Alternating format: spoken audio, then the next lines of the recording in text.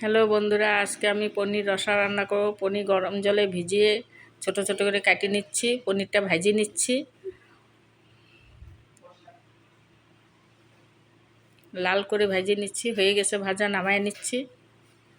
আলু ছোট ছোট করে কাটে গরম জলে ভাপায় নিচ্ছি।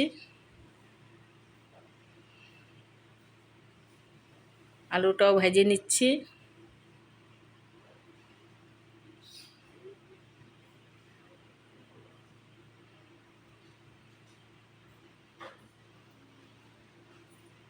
আলু ভাজা হয়ে গেছে, নামায় নিচ্ছি।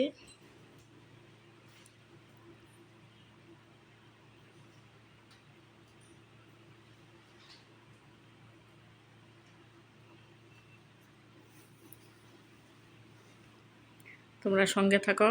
কড়াইতে তেল দিয়ে দিচ্ছি, তেজপাতা দিয়ে দিচ্ছি, জিরা দিয়ে দিচ্ছি, বাইটে রাখা মশলা দিয়ে দিচ্ছি।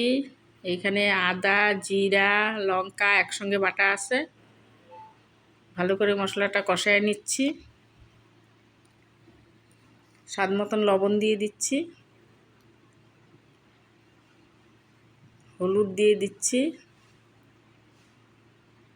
1 চামচ, 1 চামচ আর অল্প একটু।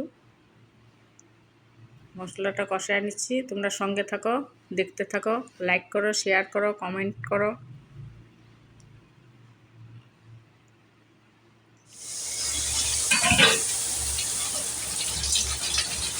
আলু দিয়ে দিছি, আলু কষায় এখন জল দিয়ে দিলাম হালকা একটু। পনির দিয়ে দিচ্ছি।